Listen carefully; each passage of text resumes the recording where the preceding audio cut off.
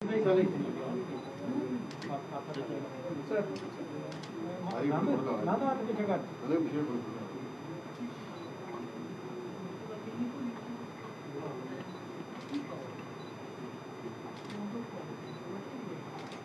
आज सबसे पहले जो व्यक्ति जो हैं इस समय कोविड के टाइम में हम में से चले गए, हमारे परिवारों से जुदा हो गए, मैं उन सब के लिए श्रद्धांजलि अर्पित करता हूं और उनके परिवार जो हैं वो स्वस्थ रहें, ये मैं कामना करता हूं। आज 55 दिन के बाद, 55 डेज़ के बाद आज गवर्नमेंट की तरफ से जो SOP आई है उसमें 7 to 8 जो टाइम दिया गया है, हम उसको वेलकम करते हैं। देखिए, इस दौरान में मैं ये देख रहा था कि बिजनेस कम्युनिटी ने बहुत लॉस लिया और इतना लॉस लेने के बाद भी उन लोगों ने हमेशा जो है जो गवर्नमेंट की SOP आती थी उसको फॉलो किया, जो कोविड के नॉर्म्स हैं उसको फॉलो किया। जो बस सफरर हैं वो बिजनेस कम्युनिटी है, ट्रांसपोर्टर्स हैं, होटल्स एंड रेस्टोरेंट्स हैं, इन सभी की वजह से आज अगर कोविड जो है ये जो पीरियड निकला है, पिछला पीरियड निकला है, तो मैं यही कहूँगा कि अगर गवर्नमेंट सक्सेसफुल रही है जो नंबर ऑफ केसेस जो हैं उसको डाउन करने में, नंबर ऑफ डेथ्स जो हैं उसको कम करने में, तो ये इन्हीं लोगों की वजह से रही है और इन्होंने किसी तरह की भी कोई वायलेशन जो है वो नहीं की है। मैं आज की डेट में चीफ सेक्रेटरी साहब जिन्होंने हमारी बात को मानते हुए हर चीज़ को ओपन करने के लिए SOP निकाला, मैं उनका तहे दिल से शुक्रिया अदा करता हूं। मेरी लास्ट वीक भी उनसे बात हुई थी और लास्ट वीक भी उन्होंने जो SOP निकाला था वो हमारे मुताबिक जो हमने मैसेज किया था, उन्होंने मेरे को यही बोला था कि आप मैसेज करिए और मैसेज के मुताबिक ही SOP निकला था। और इस बार भी हमने उनसे रिक्वेस्ट की थी और हमारी रिक्वेस्ट को माना गया। मैं शुक्रिया अदा करना चाहता हूं लोकल एडमिनिस्ट्रेशन का, स्पेशली डिपकॉम साहब का, DC साहब का और SSP साहब का। ये देखिए, इस बार जो हुआ है, पहली बार ऐसा हुआ है कि हमारी तरफ से जो कोऑपरेशन दी गई वो तो दी गई, लेकिन जो एडमिनिस्ट्रेशन की तरफ से भी हमें कोऑपरेशन मिली वो भी मैं समझता हूं कि एक अलग से ही मतलब एक हमारा जो है आपस में तालमेल बन गया था। और टाइम टू टाइम जो हमने कहा, देखिए कुछ चीज़ें जो हैं जब हम अपनी बात रखते थे तो उनकी तरफ से भी कुछ ना कुछ बातें रखी जाती थी, कुछ अपनी मजबूरियां बताई जाती थी और उन मजबूरियों को ये देखना चाहिए। मैं तो ये समझता हूँ कि कई बार हमें एडमिनिस्ट्रेशन की मजबूरी को भी समझना चाहिए। एक समय था जब कोविड जो था वो पीक पे था, सेकंड जो वेव जो चली जम्मू में स्पेशली, मैं ये कहूँगा कि नंबर ऑफ डेथ्स देखिए, नंबर ऑफ पेशेंट्स देखिए, वो बढ़ते चले गए। और उस समय जबकि हम ये चाहते थे कि हमारी दुकानें खुलें, एडमिनिस्ट्रेशन चाहती थी कि नंबर ऑफ केसेस कम हो और वही हुआ।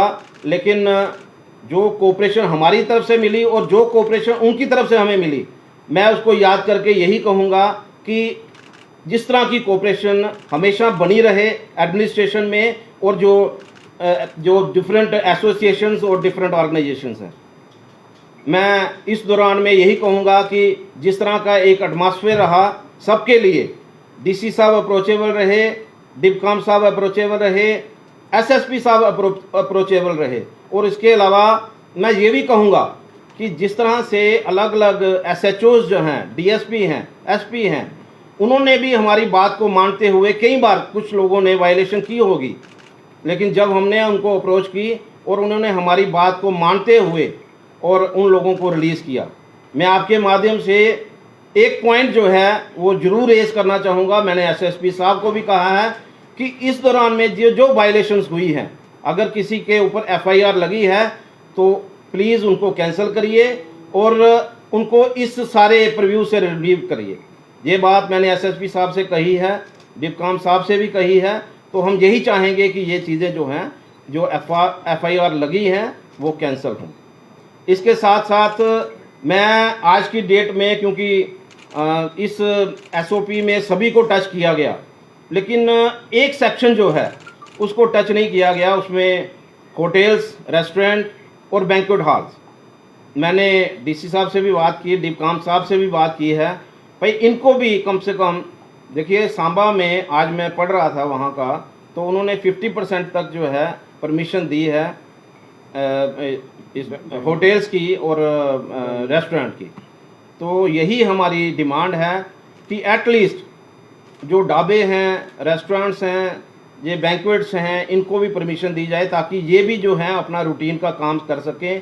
क्योंकि इस सारे अगर पीरियड में अगर देखें तो सबसे ज़्यादा सफ़रर जो हैं वो यही रहे। ट्रांसपोर्ट लाइन तो रही, उसके अलावा ये सबसे ज़्यादा सफ़रर रहे जिनको एक दिन भी खोलने का मौका नहीं दिया गया। तो मैंने अपनी तरफ से ये डिमांड रखी है। सीएस साहब को भी हम लोग लिख रहे हैं और कोशिश कर रहे हैं कि इनके रेस्टोरेंट, ढाबे वगैरह जो हैं 50% एटलीस्ट 50% ऑक्यूपेंसी से ये खोले जाएं। और इसके अलावा जो सबसे बड़ी बात, मैं क्योंकि पिछली बार भी एलजी साहब ने एक रिलीफ जो है वो बिज़नेस कम्युनिटी को दी थी, उन्होंने 5% जो है वो रिबेट दी थी इंटरेस्ट पे। लेकिन मैं इस बार इससे आगे बढ़ कर के मैं यही रिक्वेस्ट करूंगा कि जो लोग भी, जिन लोगों ने भी बहुत सारा लॉस लिया है, तो उनके लिए वो अगर हमारे साथ बैठ करके अगर कोई प्लान करना चाहें उसके लिए भी हम तैयार हैं।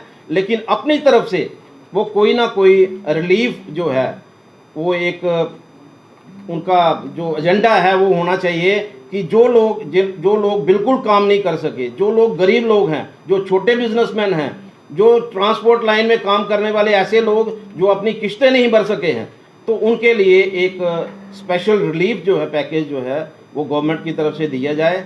मैं आपके माध्यम से फिर से एक बार एडमिनिस्ट्रेशन का शुक्रिया अदा करूंगा, सीएस साहब का शुक्रिया अदा करूंगा और अपने बिजनेस कम्युनिटी के लोगों का स्पेशली, जिन्होंने इतना लॉस होते हुए भी पूरी तरह से कोऑपरेट किया है।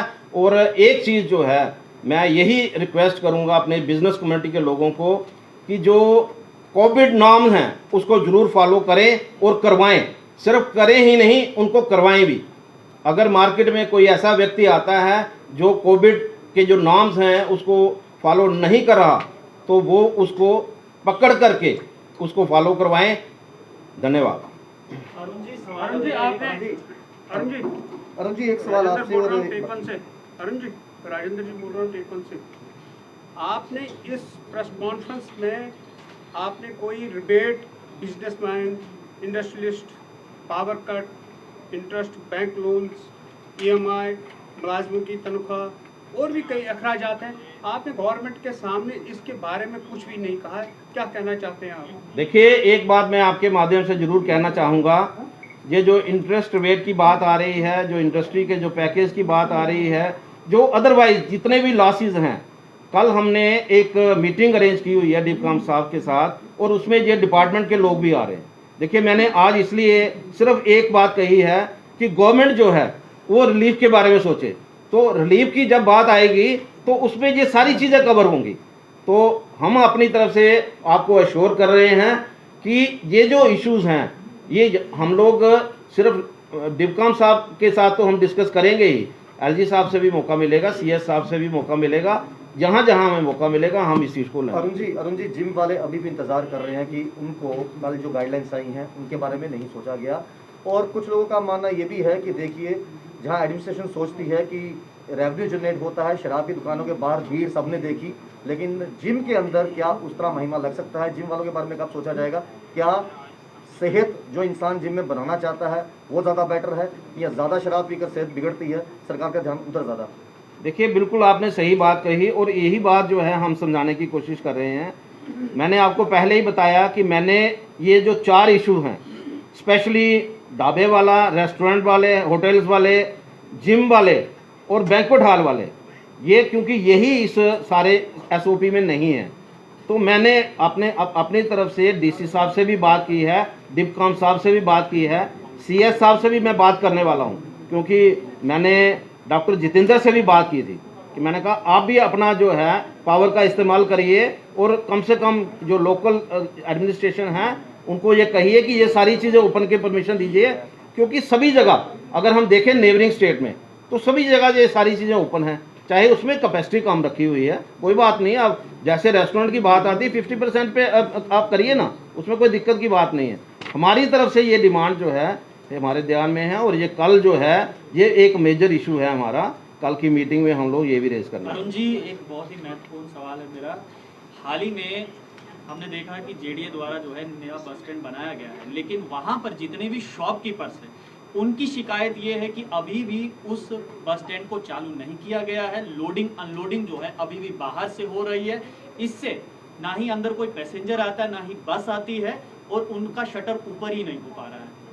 देखिए, एक बात जो मैं आपको बताना चाहूँगा कि जब भी कभी हमारे पास कोई इशू आता है, देखिए मुझे अभी उन्होंने परसों जब मेरे साथ उनकी बात हुई, क्योंकि पहले तो कोविड की वजह से कुछ नहीं खुल रहा था, मैंने इमीडिएटली डीपकाम साहब से बात की और उनसे टाइम लिया है। कल हमारी मीटिंग है, इसी इशू पे भी है, हमने उनको भी इनवाइट किया हुआ है, जो स्टेक होल्डर्स हैं उनको भी इन्विटेशन है। वो अपनी बात को रखें, मैं उनकी बात को रखूँगा, लेकिन वो अपनी बात को रखेंगे।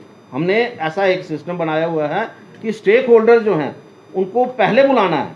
हम अपनी तरफ से कोशिश कर रहे हैं, लेकिन हमारी कोशिश जो है वो तब तक नाकाम है जब तक स्टेक होल्डर्स जो हैं वो अपनी क्लियर पिक्चर नहीं बताएंगे। और आप देखेंगे कि कल ये भी हमारा एजेंडा पॉइंट है। लेकिन अरुण जी, 6 महीने हो गए, उद्घाटन हो चुका है, लेकिन बसेज अभी भी अंदर नहीं आ रही। देखिए, कारण क्या है? एक बात मैं आपको बता रहा हूँ कि ये जो सिस्टम इस समय कोविड की वजह से जो हुआ, कोविड की वजह से बहुत सारी चीज़ें जो होनी चाहिए थी वो नहीं हो पाई। कोशिश कर रहे हैं ये बिल्कुल तरीके के साथ सारा जो सिस्टम है वो ओपन हो, ये पूरा प्रयास रहेगा। और आप देखेंगे विद इन डेज जो है, जो आपने हमें मुझे क्वेश्चन किया है उसके ऊपर पूरे का पूरा जो है हमारी तवज्जो रहेगी। सर एक मिनट सामने देखिए sir. Thank you sir, thank you.